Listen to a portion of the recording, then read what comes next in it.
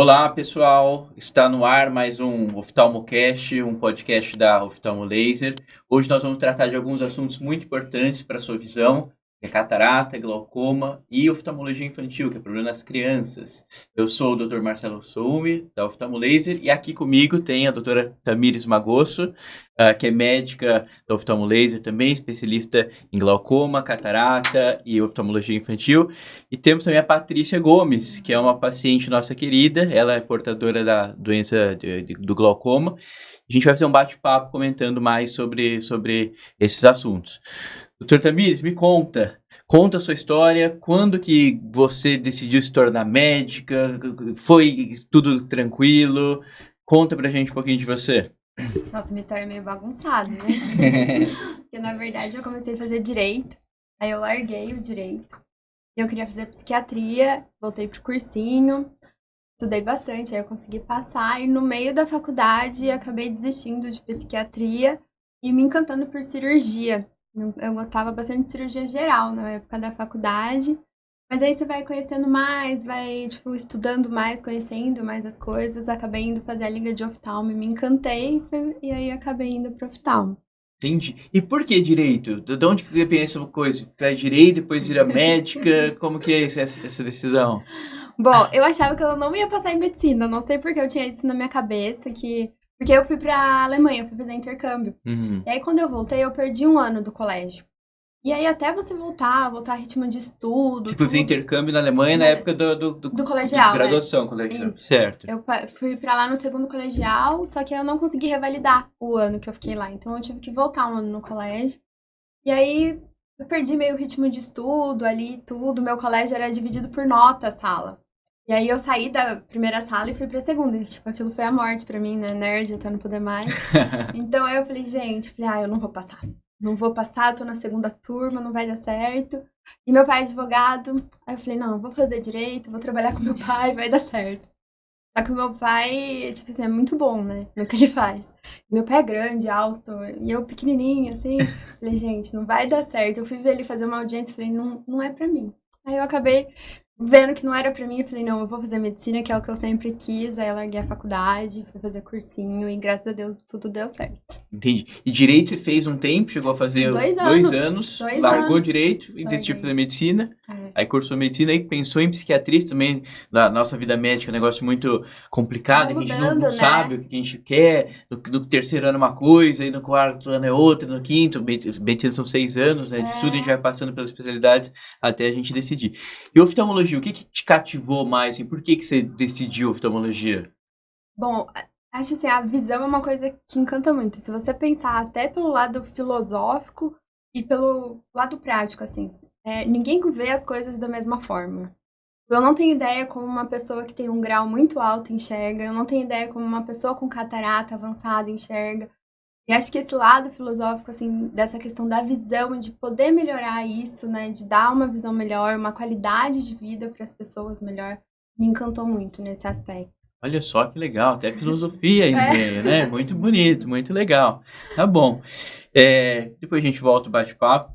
Patrícia, e você? Você é nossa paciente há anos. Conta um pouquinho pro pessoal, sua história, quando tudo começou, as suas dificuldades que passou, seus traumas, seus alívios, o que é ser uma pessoa que tem glaucoma. Só para colocar o pessoal, né? Patrícia não tem uma visão 100%, o seu campo visual é bastante restrito, né? Mas ela hoje consegue fazer tudo que uma pessoa que tem visão 100% faz, né? Isso é um negócio muito legal, muito bonito. Conta pra gente, Paty. Bom, primeiramente, boa tarde, né? Quero agradecer pela honra, o prazer, fiquei muito lisonjeada de ser convidada, de vir aqui contar esse testemunho, né? Que eu digo que é um testemunho, essa história, e conscientizar outras pessoas, né? Através da minha experiência. O glaucoma, desde muito jovem, com 22 anos, então tem 16 anos, eu descobri a doença. Então, assim, tem 16 anos que eu trato, eu vivo na rotina de tratamento, colírios, cirurgias, né? Já fiz várias cirurgias, tenho uma glaucoma avançado, Isso. então já fiz 3 cirurgias, né? Em cada olho. E ainda assim uso colírios até hoje. E o glaucoma, eu tô na 4ª geração. O meu veio por conta da minha família. Foi hereditário, desde o meu bisavô materno. E aí foi vindo, né? Eu estou na 4ª geração de glaucoma. E todos eles sempre bem agressivo, né? Um glaucoma bem agressivo. Minha avó faleceu cega, meu bisavô. E conforme vai passando o tempo, né, a medicina vai evoluindo. Aí minha mãe já não ficou cega, e eu também creio em Deus que não vou ficar, porque graças a Deus, né, com o passar do tempo vai evoluindo, né? A medicina dá essa chance e oportunidade aí de ir segurando mais a nossa visão, né? E a minha experiência é essa, é aquilo que eu sou consciente que não tem cura, é o resto da minha vida, né? Vou continuar aí o tratamento até a morte, mas é aquilo, não tem cura, mas tem controle, né, doutor? Eu Sim. acho que isso é fundamental, você estando com ótimos profissionais, fazendo tudo certinho, tem como, sim, igual falou, ter uma qualidade de vida, embora antigamente aí com outros profissionais aconteceu, eu sofri de negligência, sofri muita coisa. E acabei perdendo visão, mas com fé, né, com Deus e positividade, eu consigo hoje ter uma vida normal, mesmo com os meus limites. Eu ainda brinco, eu levo um tropicão ali, outro aqui, mas dá para viver, ter uma vida normal. Legal. E você falando sobre meus medos, eu falo que eu tenho mais medo de ficar cega do que morrer. Sempre falei isso. Porque quando a minha filha, assim, eu falo, eu não consigo me imaginar só ouvindo a voz dela e não vendo ela. Então, assim, é algo que a cegueira é um medo, é um trauma muito grande, é uma incerteza, né, de você não enxergar, eu acho, é o que, de todos o que nós temos, eu acho que de mais importante é a visão, gente, porque com ela tudo você faz. Né? Sem ver, a gente não consegue nada, não consegue. Mas graças a Deus encontrei o Dr. Marcelo, né? A oftalmolaser, assim, e me tirou do poço, né? E já tô contando tudo já, Pode doutor. contar, fique à vontade. Sua história é muito bonita. Mas eu tô no oftalmolaser desde 2016, né? Que eu estou Sim. com o Dr. Marcelo. E eu cheguei em 2016 lá no Dr. Marcelo, nunca me esqueço. Cheguei com os meus laudos na mão. E a antiga profissional oftalmologista falou assim para mim, olha, eu já fiz tudo que tinha que fazer. A sua doença é agressiva, você vai ficar cega logo, brevemente, porque ela falava, você vai ficar cega brevemente e eu não tenho mais o que fazer. Deu os exames na minha mão, tipo assim, olha, vira agora. Eu falei, meu Deus, o que eu vou fazer agora? Vou só esperar, né? Vou só esperar um tempo de eu não ver mais ou perder a visão. E aí foi que eu conheci o Dr. Marcelo, oftalmolaser, assim, e me tirou do fundo do poço. Eu cheguei lá no Dr. Marcelo, ele não tratou só a minha visão, tratou minha alma, meu espírito, tratou meu emocional, né, doutor? Eu nunca me esqueço que eu já vou começar a chorar. Mas eu lembro que o dia que eu fui lá no Dr. Marcelo, eu entreguei os laudos assim na mão dele e falei assim, olha, doutor, eu tenho... A médica deixou aqui comigo, está muito avançada, ela disse que eu vou ficar cega e eu tenho uma filha de 2 anos, na época, né? E aí o doutor Marcelo falou, não, mas ela não pode falar que você vai ficar cega, porque nós fazemos de tudo aqui, quem decide é Deus. Na hora que ele falou isso, eu falei, esse o médico que Deus me enviou aí. E eu lembro que eu comecei a chorar, não sei se o senhor recorda. Recordo, claro. E eu chorei muito na clínica com ele, e ele olhou assim dentro dos meus olhos e falou assim, olha, Patrícia, eu conto isso para todo mundo. Olha, eu não vou deixar você cega. O que for possível de eu fazer aqui, a gente vai fazer.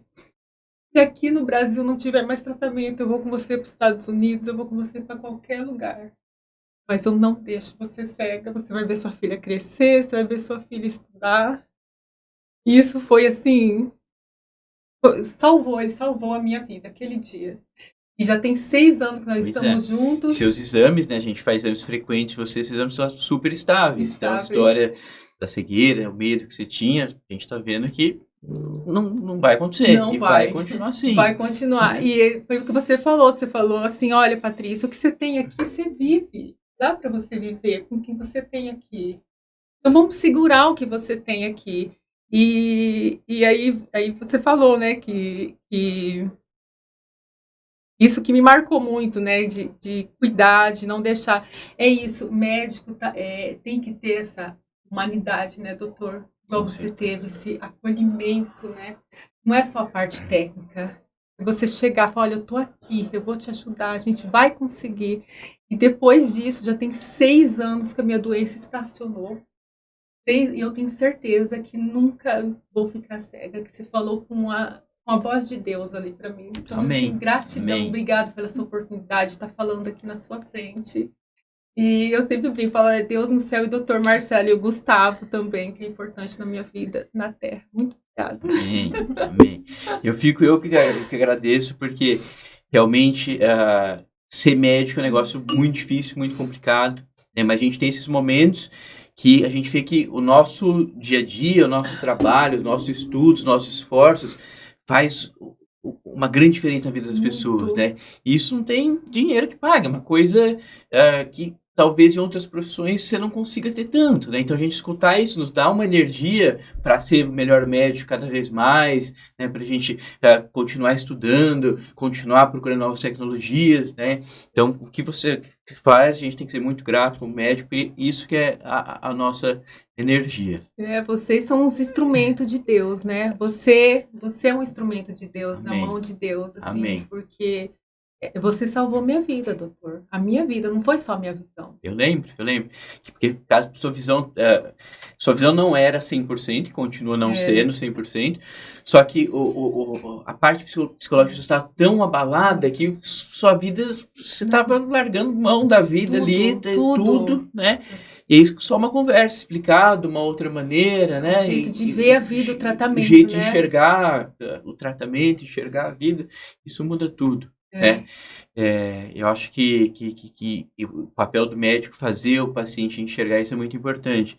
E é mais um pouquinho na parte de psicologia, mais afetiva, mais alguma coisa desse tipo do que da parte técnica, como você está falando. Exatamente. Eu creio muito que o maior sofrimento está dentro da nossa cabeça. Sim. Né? O maior sofrimento, a filosofia diz, né, não é no fato em si, é da expectativa de acontecer o fato, né? Por exemplo, às vezes a gente tem que fazer uma cirurgia e tal. A gente passa meses pensando na cirurgia, às vezes a cirurgia dura 30 minutos e você não viu nada, não sentiu nada. Mas os 3 meses que for sofrendo, pensando na cirurgia, é o que faz você sofrer. Exatamente. Né? Então isso tem... É a expectativa, essa né? expectativa, é a forma né? de você mostrar a expectativa, a forma de você... De conduzir, né? É igual, eu adoro vocês, a maneira que vocês conduzem o tratamento. Leve, positividade. Eu sempre, toda a vida eu vou lá, mas hoje está um pouco alterada, a pressão do olho está alta. Não, hoje está alto, mas amanhã vai melhorar, vai abaixar. Isso é tão essencial, é tão importante, doutor, essa filosofia que vocês levam de positividade. Isso, assim, é o fundamental para nós, né?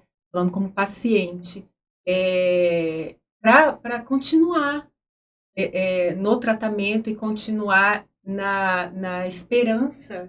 Igual eu tenho esperança que eu não vou ficar cega. Igual você me falou, e eu creio também, que tratando a gente com o que tem aqui, a gente vai continuar.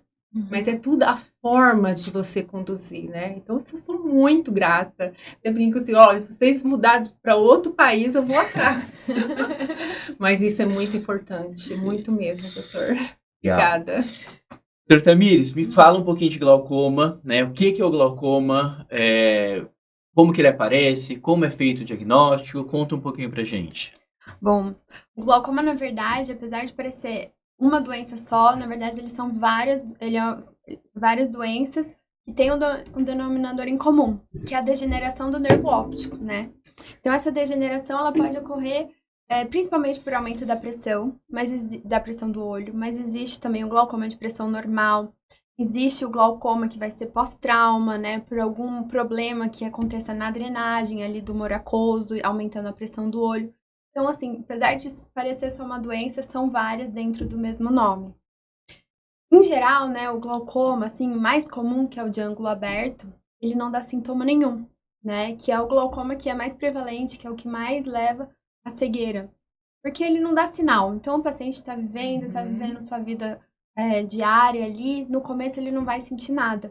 Então, aí a importância do exame oftalmológico anual, regular, né, que só numa consulta de rotina a gente consegue já ver se tem algum sinal ou não que deve ser investigado. Então, deixa eu ver se eu entendi. Então, glaucoma é um dano que acontece nas células do nervo óptico lá no fundo do olho. Esse dano das células do nervo óptico, ele acontece basicamente pelo aumento da pressão intraocular. Existe também o glaucoma de pressão normal, né? Mas que nesse caso, a pressão, mesmo estando normal, vai lá e provoca o dano nas células do nervo óptico. Mas a maioria dos glaucomas existe essa pressão alta no olho, né? Pressão intraocular elevada que vai lá, causa o dano nas células do nervo óptico. E o paciente vai perdendo a visão. Normalmente essa perda de visão acontece da periferia para o centro, né? Primeiro perde a periferia, depois vai ficando uma visão tubular, que a gente fala, e depois, se não cuidar, pode perder completamente, né? Mais ou menos assim. Sim, e é isso que eu falo, né? Tipo assim, por isso que não dá sintoma, porque ninguém vai perceber que tá perdendo a visão daqui. E no começo é muito lento, né? A perda de visão. Então o paciente tá vendo aqui, depois de 5 anos, vai ver aqui, né? É muito devagar essa progressão. Né? Se ele fizesse uma mancha preta aqui na visão, aqui no meio, todo mundo ia correr pro médico, ninguém ia deixar passar. Mas ele é sacana ao ponto de começar pela periferia, de fora para dentro, né, levando à perda de visão. E para fazer o diagnóstico do glaucoma, já que é uma doença silenciosa, precisa passar pelo oftalmologista, pelo menos uma vez por ano. É isso? E o oftalmologista tem que fazer o quê? No exame da consulta oftalmológica, o que tem que ser visto? Em que é importante o pessoal ficar atento? Bom, na consulta oftalmológica sempre tem que ver quanto o paciente está enxergando, né? Então, assim, ver se precisa usar óculos ou não. Sempre de preferência com o Grins, que é aquele aparelhinho que coloca na frente dos olhos para ver a visão do paciente. E o exame na lâmpada de fenda, que é aquele que o paciente senta, que fica uma luzinha na frente do olho.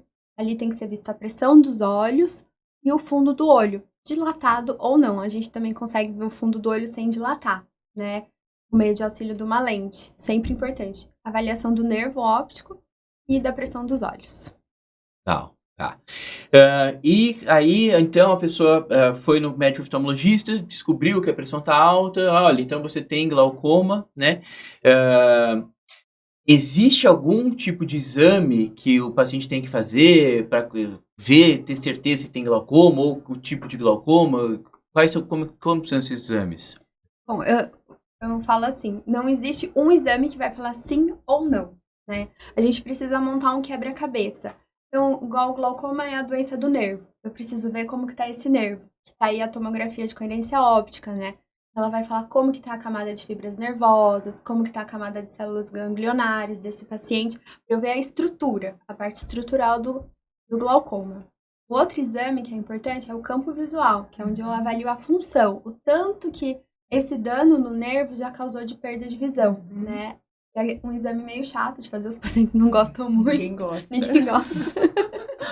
Meio demorado, mas ele é essencial. A informação que ele passa pra gente, nenhum outro vai falar, né? Fundamental, né, doutora? Que ele é o que vai me avaliar a visão periférica do paciente.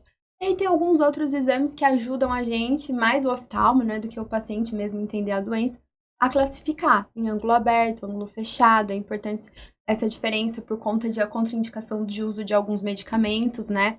O ângulo fechado tem bem mais contraindicações. Tem que avaliar também a espessura da córnea, que é o vidrinho do olho, pra gente saber o parâmetro da visão, da pressão, desculpa, né? Que é onde a gente afere ali durante a consulta. Então tem que montar todo esse quebra-cabeça pra gente saber, né? Se o paciente tem ou não glaucoma. Entendi, legal. E você já fez todos esses exames, Patrícia? Conta aí como é que todos possíveis. É dolorido, é chato. Imagina 16 anos fazendo exames, doutor. Então já fiz tudo. Mas exatamente, de todos que eu faço, né? Eu vou cada 6 meses, né? O acompanhamento é de cada 6 meses. Vou lá, faço a bateria de exames. E o que eu não gosto é o campo, gente. Mas ele é chatinho, mas você falou, é fundamental, né? É o que mais me incomoda. Na verdade, é emocional, né? Porque a gente fica nervosa, porque ali ele te deda, né? O quanto você enxerga. Sim, Porque eu tô aqui, eu tô enxergando tudo. Na minha cabeça, eu tô vendo tudo. Mas ele ali, ele acaba te dedando. E o meu glaucoma é o você falou que tem o ângulo aberto, que é o que tem menos sintomas, né, doutora? Isso, O meu é o fechado, né, doutor? O meu é o fechado. E eu sentia muita dor. O meu era dor. Era uma dor tão intensa no globo ocular que até piscar, eu não conseguia ficar piscando. Eu tinha que ficar deitada quando estava muito alto. E assim, a minha pressão já chegou a 39. Nossa. Não, surreal. 39 a pressão. E eu não conseguia abrir o olho. Eu tinha que ficar deitada com compressas de água gelada para amenizar a dor. Então, o meu era com dor de cabeça, dor no globo ocular. E eu vi aquela fumaça.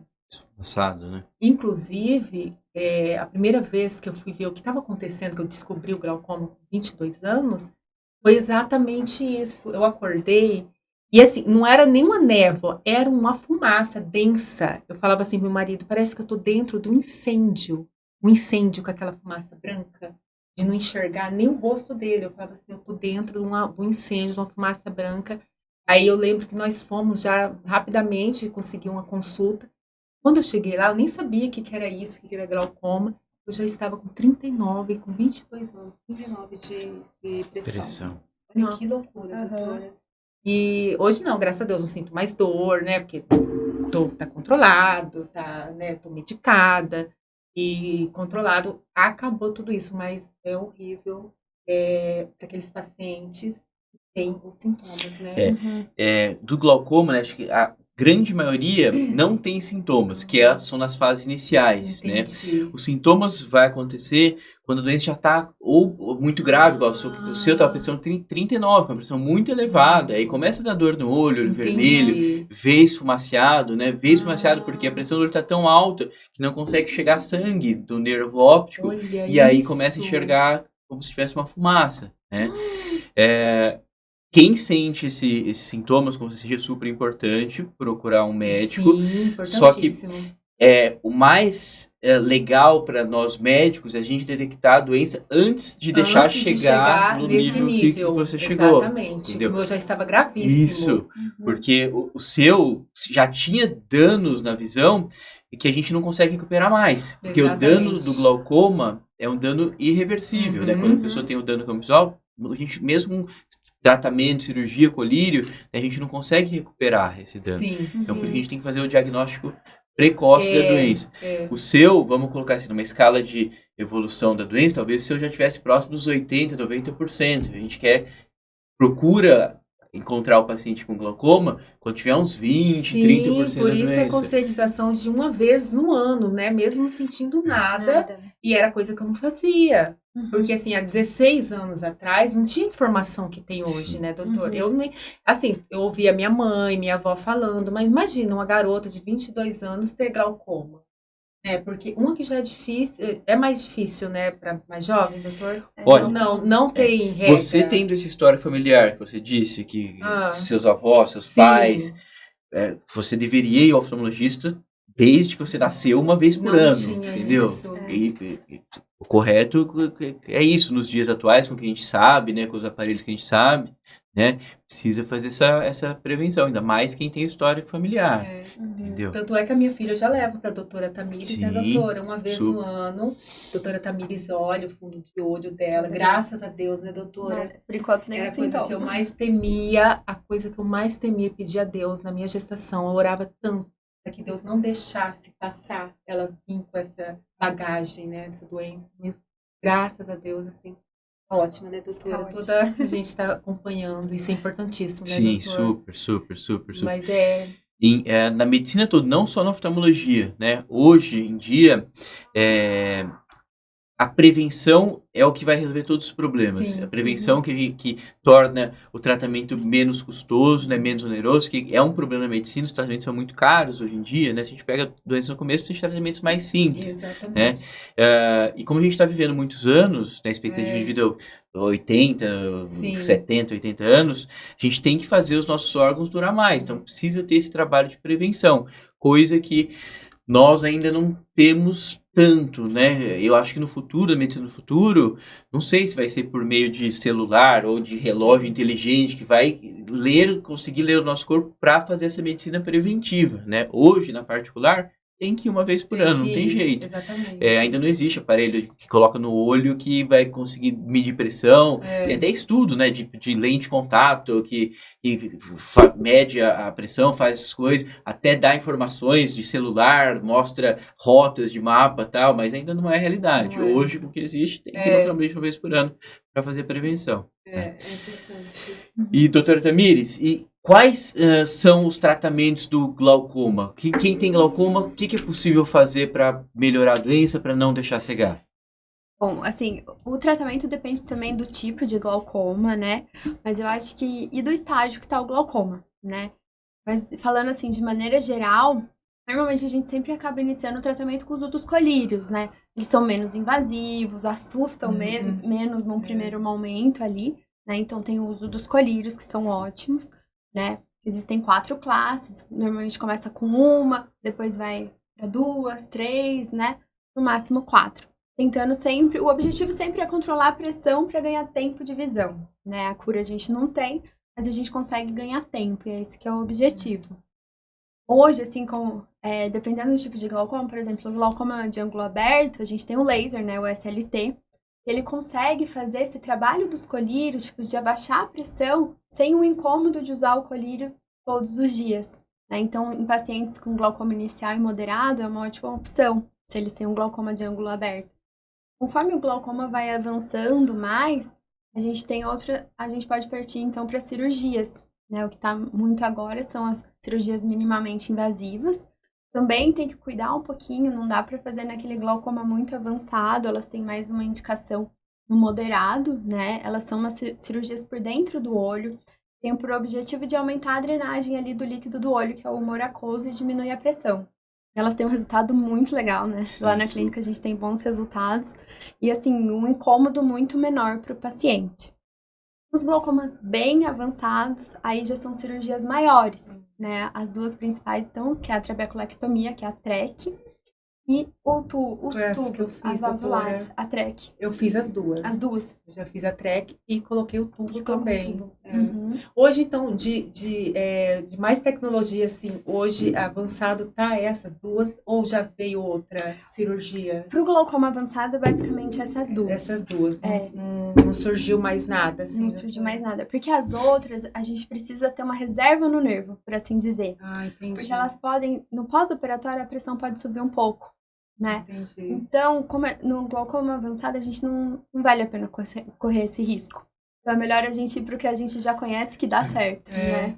E aí, o de mais moderno que tem na cirurgia do glaucoma é essa cirurgia do MIGS, que ela falou que é a cirurgia do glaucoma minimamente invasiva, que é pouco corte, não sangra tanto. As cirurgias de glaucoma a TREC ou tubo já são cirurgias grandes e tal. Super grandes. Mas esse MIG só dá para fazer em glaucomas iniciais ou intermediários. Entendi. Os avançados não. E aí que casa com a gente querer fazer o diagnóstico no começo. Exatamente, tem que ser o começo. Uhum. Porque se a gente se conhecesse no começo da sua doença, nossa, a gente faria essa MIGS e faria o acompanhamento, provavelmente a gente teria conseguido controlar a sua pressão sem ter deixado causar tanto dano como eu, você infelizmente, tem. não tive essa informação, né? Uhum. Eu não tive essa oportunidade. Estamos colocando aqui para várias pessoas, para atingir várias pessoas, né? Então, assim, gente, não deixe chegar onde eu cheguei, justamente isso. Há 16 anos atrás era diferente, não tinha informações que tem hoje, né? Mas é diferente, as gerações vão mudando. A minha filha já, desde bebê, pequenininha, já vem fazendo acompanhamento. Então, assim, vai mudando, né, doutora?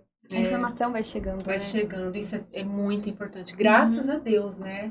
A informação tá vindo, evitando, né? Tanta Outra coisa que eu queria, já aproveitando a oportunidade de perguntar, eu li sobre células-troncos.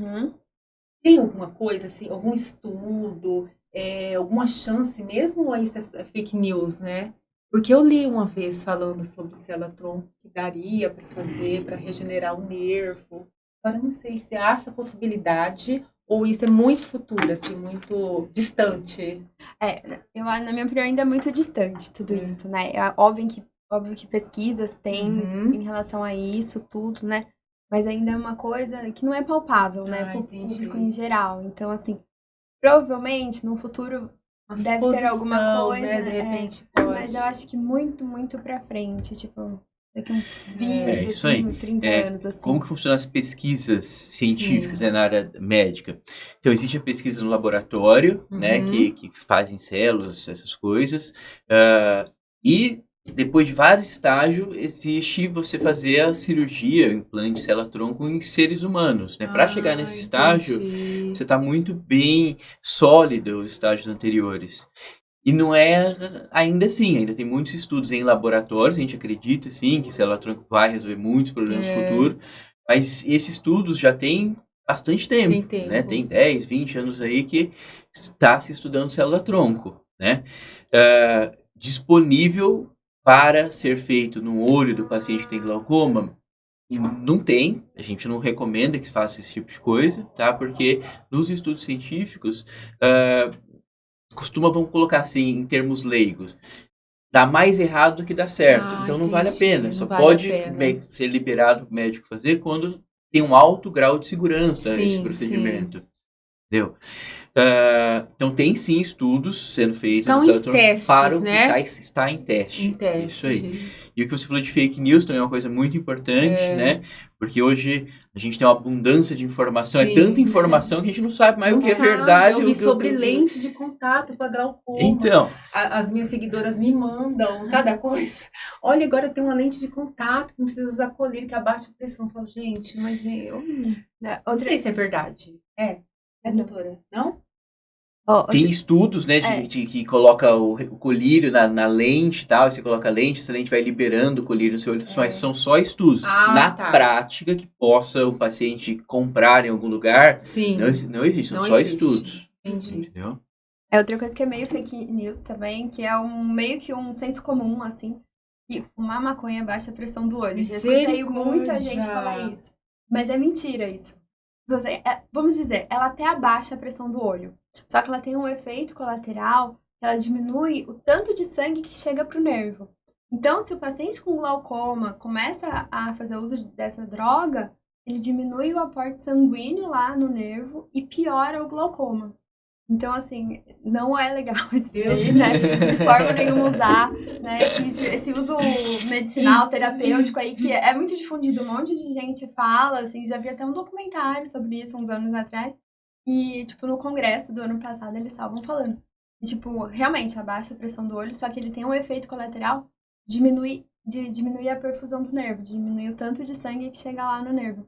Isso acaba agravando muito mais o glaucoma do que o efeito da pressão.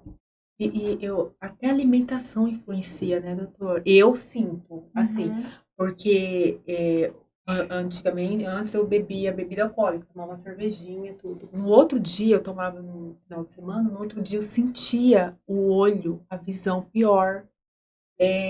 Até comida, depois que eu comecei, eu mudei meu estilo de vida, alimentação saudável, eu tenho outra visão. Assim, eu falo que tá mais clarinha, tá melhor. A pressão estava ótima a última vez, né, doutor? Nós sentimos assim, baixou muito, muito, muito. E então a pressão, até assim, a alimentação, tem muitas coisas que você influencia. Tem muita coisa que influencia. Por exemplo, apneia do sono, quem ronca, pode fazer progressão do glaucoma. Por esse mesmo motivo que eu estava explicando da maconha, diminui perfusão de sangue lá no nervo. Então, muita coisa influencia mesmo. Tomar muito líquido também, né? Sim, porque um pouquinho mais inchada aumenta a pressão. Olha só. Outra coisa também, tem estudos que mostram que, tipo, você fazer meditação, você diminuir o estresse, diminuir a progressão do glaucoma. Então, assim, Exatamente. tudo, né? Tudo. A gente é um organismo inteiro, né? Eu acho que esse estilo de vida saudável, né? Você Uhum. comer bem, praticar exercício físico, fazer Olha a tudo. meditação, melhora a Nossa, sua doutor, visão, melhora mudou seu cérebro, muito. melhora seu coração, melhora Eu tudo. sinto que abaixou muito a pressão Uhum. da última consulta que nós fizemos, né, doutora? E mudou até a minha visão, assim, eu falo, enxergando melhor Uhum. hoje, depois que eu me adaptei nessa vida mais saudável, parei de tomar bebida alcoólica, não tomo mais nada, e comidas mais saudáveis, então, assim, é várias coisas, assim, para melhorar, né, para agregar, abaixar a pressão, né, para cômodos, né, que, como eu falei, eu sinto incômodo, né. Legal. Tá bom. Vamos falar um pouquinho de catarata. O doutor Tamires também é especialista em catarata, né? O que é catarata? O que a pessoa sente? Explica pra gente. Bom, a catarata, ela é a opacidade, né, do cristalino, que é a lente natural que a gente tem dentro do olho, que funciona como se fosse uma lente do óculos mesmo lá dentro, né, aumentando o poder de refração dos olhos e que a gente consiga enxergar. E quando a gente nasce, ela é transparente, igual um cristal, por isso que chama cristalino essa lente. Pensa que quando você nasceu, você ganhou um copo, uma taça linda de cristal, e aí você usou ela todos os dias. Tomou um cafezinho, lavou com bombril. Querendo ou não, o vidro ele vai perdendo, o cristal ele vai perdendo aquela transparência. Ele vai ficando opaco, amarelado, né? E é isso que vai acontecendo com a lente, então, natural do olho. Ela vai ficando opaca, amarelada, impedindo com que a luz entre de forma adequada lá dentro do olho, chegando até a retina, para a gente ter uma visão 100%. O mais comum é esse tipo de catarata, mas também existem outros, tem até nenezinho, né, que nasce com catarata, então isso é tão importante a avaliação desde pequenininho das crianças, né. Então, é isso, a catarata que ela vai, de maneira geral, é uma opacidade dessa lente natural do olho que impede a luz de entrar e a gente conseguir enxergar. E nem sempre é por conta de avançando a idade, também nasce, aí muitos também, conforme vai avançando a idade, e tem também, eu no caso, doutora, eu tenho, mas o meu foi devido aos procedimentos de cirurgia. Eu já fiz tantas cirurgias no olho, né, que prejudicou o cristalino, né, que você pode citar aí. Então, até com procedimentos também, às vezes acontece, né, de dar também, de ter. Sim, por exemplo, trauma, sabe? Por exemplo, se alguém levar um soco, ter um trauma muito forte nos olhos, pode fazer catarata traumática. Uma inflamação, tem algumas inflamações nos olhos que são muito graves, elas causam também catarata. Olha, então tem vários fatores, né? Diabetes, né? Causa catarata precoce, é um tipo de catarata que deixa uma visão muito, muito ruim, assim. Às vezes a gente vê paciente com diabetes tipo 1, que não consegue tratar muito bem, tipo assim, 25, 30 anos tendo que operar porque a visão tá muito ruim por conta da catarata. E para resolver esse problema, o que tem que fazer? Como que tira a catarata? Como é que resolve isso daí? Bom, a cirurgia, né? Eu acho que é uma das cirurgias que o oftalmo mais gosta de fazer. Porque é muito gratificante o resultado dela, né? O paciente entra lá, vendo embaçado, reclamando, e tipo, 98% das vezes ele vai sair muito satisfeito com melhora da visão. Porque pensa que tinha como se fosse uma névoa ali, né? Uma coisa embaçada. Muda até a cor, sabe? A catarata, ela muda a cor do que a gente tá vendo. A gente perde o contraste, sabe? Das cores. A intensidade, né? Então, tipo, e aí é cirúrgico. E cada paciente vai ter uma indicação em relação às lentes, né? Que hoje tem várias indicações de lente, né? Antigamente, a cirurgia era só, tipo, o objetivo dela era tirar, né, essa opacidade, colocar uma lente e o paciente só enxergasse para longe, né? Hoje tem lentes super modernas, assim, que o paciente vai conseguir enxergar para longe, vai ter a visão intermediária e vai conseguir ler sem óculos. Gente, eu não sabia dessa. Que bárbaro, né? Não. Medicina é... Não, é assim, e cada vez estava surgindo mais, né? Essa semana me levaram uma que chama penta multifocal agora, sabe? Sim. Então, cada mês aparece uma nova, né? Então, ela tem as suas indicações próprias, não é para todo mundo, mas é uma opção hoje em dia. Legal. A gente faz bastante cirurgia de catarata lá no oftalmo laser, né? Realmente é uma cirurgia como você falou, muito gratificante, né? Que é uma cirurgia, para o cirurgião que já fez bastante cirurgias, que tem prática, é uma cirurgia rápida, tranquila, demora questão de 10, 15 minutos para fazer, não dói nada, anestesia só local, só com colírio, não precisa tomar injeção, não precisa pegar veia, E fica nada acordado disso. o paciente, doutor? Fica acordado, ciente, conversando. ciente, é igual você vai no dentista, vamos colocar assim, Olha alguém só, mexendo no seu dente. bem- Não dói, costuma doer, dor é uma coisa que o paciente não reclama, às vezes sente um pouco de incômodo, que chama uma luzinha forte do microscópio, mas só no começo, depois o olho já acostuma, né? E nessa cirurgia a gente usa um aparelho que se chama facoemulsificador, que é um aparelhinho que vai quebrando a catarata com ultrassom, tipo uma britadeirazinha. A catarata é Sim. uma lentezinha que virou uma pedra, o cristal da doutora Denise virou uma pedrinha, a gente vai lá quebrando e aspirando nessa catarata. Olha A gente só. tira toda essa catarata e ao término da cirurgia a gente precisa implantar uma lente, já que a gente tirou essa lente natural, aí fica faltando uma pecinha, a gente precisa colocar uma lente nova dentro do olho. E essa lente nova, né, que existe muitas novidades. Lá na clínica a gente trabalha em torno de uns 30 tipos de lentes. Cada lente resolve um tipo de problema. Tem uma lente chamada tórica, que resolve o astigmatismo, tem a lente esférica, asférica, tem a lente bifocal, multifocal, trifocal, pentafocal, Nossa. tem lente com filtro amarelo, tem fabricante dos Estados Unidos, do Japão, da Alemanha. Então, outro mito, né, que a gente escuta bastante, falar, não, lente é tudo igual. Não Já é. isso, hoje, na medicina atual, isso não é verdade, tá?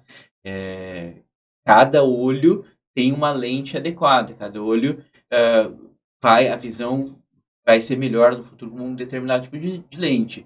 E na cirurgia de catarata é um ótimo momento para a gente conseguir corrigir o grau do paciente. Tem paciente que às vezes tem grau de ficar dióptrise, que é eliminar os óculos.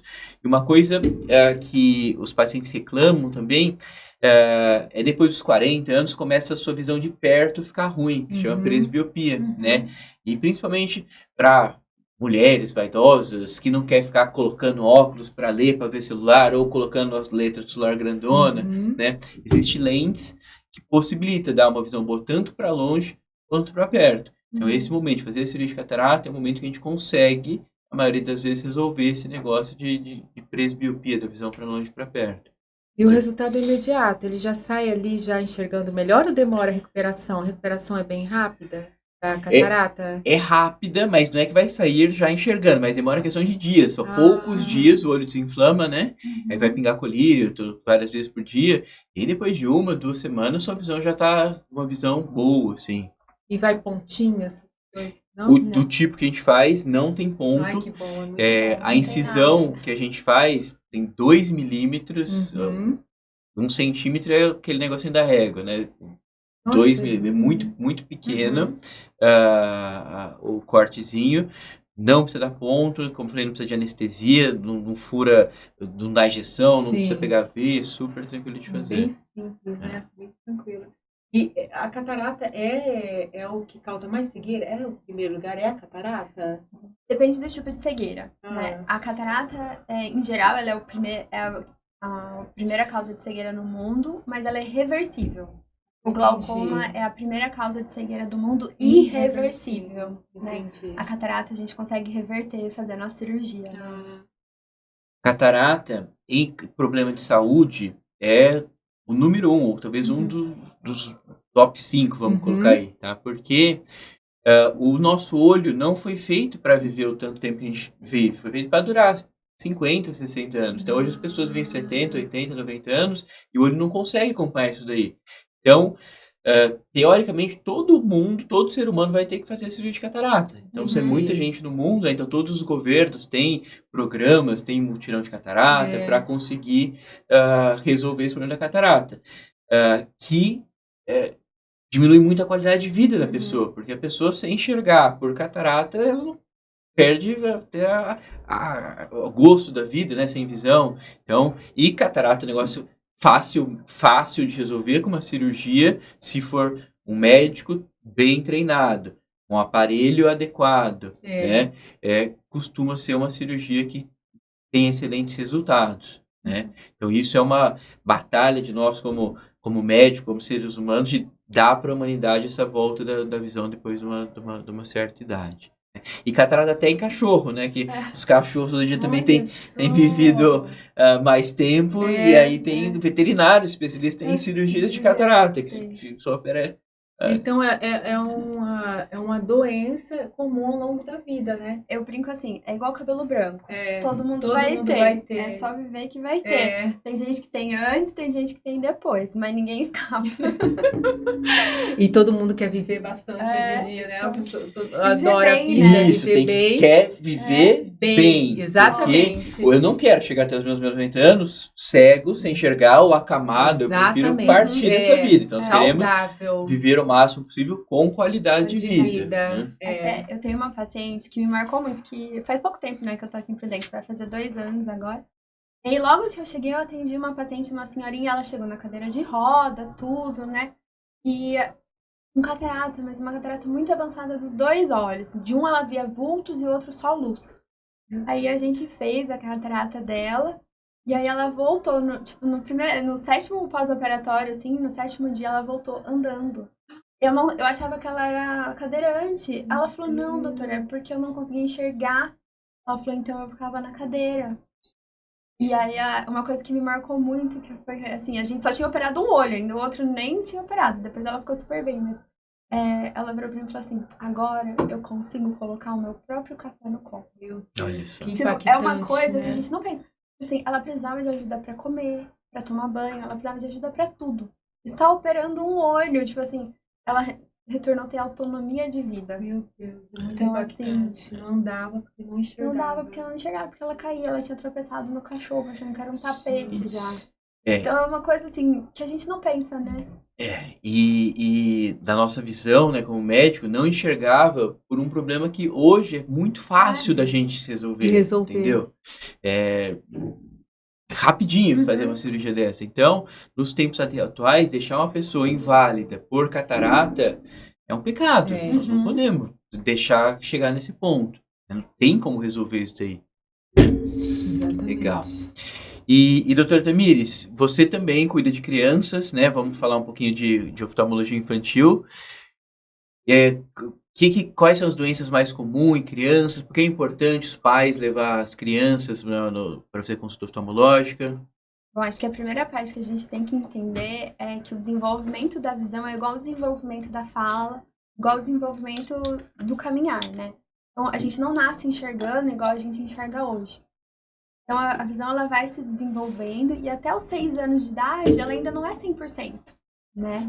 Então a gente tem que cuidar para a criança receber o máximo de estímulo visual durante esse período para enxergar melhor lá no futuro. Mesma coisa, tipo assim, né, de ler história para criança, para estimular, né, a inteligência, tudo. É a mesma coisa, a gente precisa de estímulo para desenvolver a visão. Então, se a gente pegar um bebezinho perfeito, tampar os 2 olhinhos dele, só tirar depois dos 7 anos, essa criança nunca vai enxergar. Nunca vai enxergar. Então, é muito importante que o primeiro exame seja realizado entre o 6º mês de vida do bebê e 1 ano. Isso se o teste do olhinho não vier alterado, né? Precisa ir antes. Mas teste do olhinho é o que faz na maternidade, quando nasce, né? Assim, numa criança que não teve o teste do olhinho lá na maternidade alterado, o ideal é que a primeira avaliação dela seja entre 6 meses e 1 ano. Nessa primeira consulta, o principal é o quê? Ver se tem alguma opacidade, igual eu falei, catarata dá pra ter em criancinha, bebezinho também. Se tiver alguma opacidade, evitando a luz de passar, né, pra dentro do olho, a retina não vai receber o estímulo. Desvios, né, no olho, estrabismo. Então, às vezes, um olhinho tá olhando reto, o outro tá olhando pro lado. O que acontece? O cérebro recebe 2 imagens diferentes. Ele não consegue colar as duas e aprender a enxergar com os 2 olhos ao mesmo tempo, né? Grau muito diferente também gera isso, uma baixa de visão no olho. Então, que é o que o pessoal fala de olho preguiçoso, né? O nome científico é ambliopia. Então, principalmente, na criança, a gente tem que prezar pelo desenvolvimento, né, 100% dessa visão. É preventivo. Então, você levar seu filho ali uma vez por ano, quando ele é criança, é pra gente acompanhar esse desenvolvimento. Ver se tá tudo bem, ver se tá desviando um olhinho, ver se tem grau, para sempre receber o máximo de estímulo visual possível.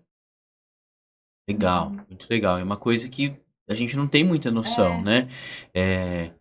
Essa avaliação é de extrema importância, que a gente consegue salvar muita gente. E tem a história até do Thiago Leifert, que foi famoso, né? Filhinho do Thiago Leifert. Teve um problema que acho que é retinoblastoma, isso? Como é que é isso daí? Conta pra gente. Bom, retinoblastoma, graças a Deus, ele é raro, né? Tipo assim, não é uma doença tão comum. Então, e sempre na avaliação da criança, tem que dilatar a pupila, né? Tem que pingar os colírios. Eles vão chorar, arde, é ruim. Nossa, quando eles são um pouquinho mais maiorzinhos, assim, uns 4, 5 anos, eles ficam assim. Você pergunta, o que você veio ver a tia? O que tá acontecendo com ele? Ele fala assim, tá tudo embaçado. Tipo, eles ficam bravos, assim, alguns até. Incomoda, demais, né? Eu sei. Maria Augusta sabe. E demora pra voltar um pouquinho, né? Então, assim, mas não existe um exame de criança sem dilatar a pupila, né? Primeiro porque a criança não consegue informar tudo que tem que informar. Então, por exemplo, a retinoblação vai causar uma sombra lá no fundo, né? Mas a criança não vai conseguir te relatar isso. Então, tem que dilatar. Até pra ver o grau, né? A gente só consegue fazer com a criança dilatada e aproveitar e ver o fundo do olho, né? Pra ver se tem o retinoblastoma, que graças a Deus não é comum, mas pode ter algumas outras alterações, né? Por exemplo, toxoplasmose na gestação pode causar cicatriz no fundo do olho da criança, né? Então, às vezes, por exemplo, a mãe acha que o filhinho tem o olhinho torto, que é um estrabismo, fica usando tampão, nunca melhora. A hora que você vai ver o fundo do olho, tem uma cicatriz. Então, sempre avaliar tanto a refração quanto o fundo do olho. A gente não é maldoso de pingar aquelas gotinhas. É importante, é fundamental. É essencial aquilo, não tem como. Conta a história do seu filho que estava indo mal na escola, como é que é? Ai, a Maria Augusta. Nossa, a Maria Augusta, a professora, ela relatava todo dia, tô com dor de cabeça, dor de cabeça, tá. E aí a professora me chamou. Paty, a Maria Augusta, ela fica olhando, fechando, apertando os olhinhos para olhar na lousa. E na hora que ela vai escrever, ela encosta muito a cabeça no caderno. Aí, você não poderia levar no oftalmo? Eu falei, olha, ano passado eu fui, uma vez no ano, né, a doutora Tamires fazer os exames de rotina, fundo de olho, tudo, tava perfeito, mas enfim, vou levar de novo. Ela falou, 2 dias já consegui a consulta com a doutora Tamires, e chegando lá, né, doutora? Enxergou tudo. Na verdade, ela não falou que enxergou tudo, né? Mas a doutora sabe ali, ela tá olhando, né? E não era nada. Era só vontade de usar óculos. Olha só. Aí a doutora Tamires me chamou no cantinho e falou, está 100%. Tá 100% o olhinho dela. Então, compra lá um óculos. Comprei um óculos, coloquei lá um vidro bom, né? Pra você coloca do melhor qualidade aí do vidro. E agora ela enxerga tudo. Olha como que criança é. Mas mesmo assim, né? Relatou, sendo ou não sendo, é importante levar. Porque eu havia levado também no doutor Norsa, que é o pediatra. Eu falei, ela tá com dorzinhas de cabeça também. Vai na oftalmo. Não, já levei na oftalmo, não tem nada. E aí deu um floralzinho pra ela, melhorou. Mas assim, tudo a gente tem que levar na doutora, porque era querendo usar óculos, mas se não fosse, né? Então, assim, qualquer reclamação é importante levar. Até uma coisinha boa que você falou que eu não tinha comentado. Tipo, na avaliação da criança, a gente não depende dela me falar o tanto que ela tá enxergando ou não. Né? A gente tem meios de fazer essa avaliação, se a criança precisa de óculos ou não, sem ela me informar. Sem ela te informar. Então, assim, às vezes o pai e a mãe falam assim, não vou levar porque ainda não consegue, não sabe as letrinhas, não vai conseguir me falar, tal. Mas a gente tem meios de avaliar a visão da criança sem depender dela. Isso que é o mais legal. É importante você falar isso, porque eu não sabia. Tanto é que quando a doutora ia perguntando, ela falava que não estava enxergando, mas só para ter a certeza que a doutora ia passar. Olha como que é a cabecinha deles, né, de criança. E até eu fiquei assustada. Eu falei, meu Deus, a doutora vai falar quanto? Vai ter 3 graus aí nessa criança. E é importante você informar isso, que às vezes não leva achando que vai ser consulta, não vai nem dar certo. Não vai dar certo. Vai falar, vai ser perdida a consulta. Legal, muito legal essa informação. Então, a gente não depende, né? A gente chama... Tem a subjetiva, que é onde é o paciente adulto, que ele informa, fala, melhor esse ou esse. Sim. Então, assim, da criança normalmente não tem esse ou esse, né? Principalmente pequenininho. Entendi. A gente sabe o grau e coloca. Ai, legal, doutora. Adorei. Muito legal, gente. Então, um bate-papo super legal, acho que discutimos vários temas, né? Fazendo um apanhado aqui, falamos de glaucoma, né? Falamos que normalmente é uma doença silenciosa, que tem os seus tratamentos, é importante fazer o diagnóstico precoce no início, né? Os tratamentos, relembrando, colírio, laser, cirurgia, né? Patrícia tem o glaucoma, né? Ela contou a história dela, que é uma história muito emocionante. Glaucoma é uma doença seríssima, né? Que leva a cegueira se a gente não cuidar, mas fazendo acompanhamento certinho, sendo disciplinado, fazendo os exames, pegando os colírios, né? Alta chance de a gente conseguir controlar essa doença. Sim. Né? Falando também de catarata, né? Cirurgia de catarata, que é envelhecimento do cristal, de uma lente que a gente tem lá dentro do olho, que a gente faz uma cirurgia que tira essa catarata e coloca as lentes, tem diferentes lentes hoje em dia, né? Para corrigir os diferentes problemas do olho. Uma das coisas importantes, consegue corrigir o grau, deixar você sem óculos para longe, para perto, né? Com a cirurgia de catarata moderna a gente consegue fazer isso. E falamos também das crianças, né? Como é importante fazer esse primeiro avaliação, essa primeira consulta, porque se a gente não diagnostica no começo, a criança perde a visão para sempre, porque não tem o que ser feito mais, né? Então, acho que é isso. Acho que foi muito legal o bate-papo, né? Agradeço demais a presença de vocês. Ótimo, adorei. Obrigada. Foi esclarecido várias dúvidas, adorei. Várias dúvidas, informações que eu não sabia, adorei. Obrigada pela oportunidade. E agradeço, assim, por muito lisonjeada de estar aqui com vocês, ser escolhida aqui, né, por vocês.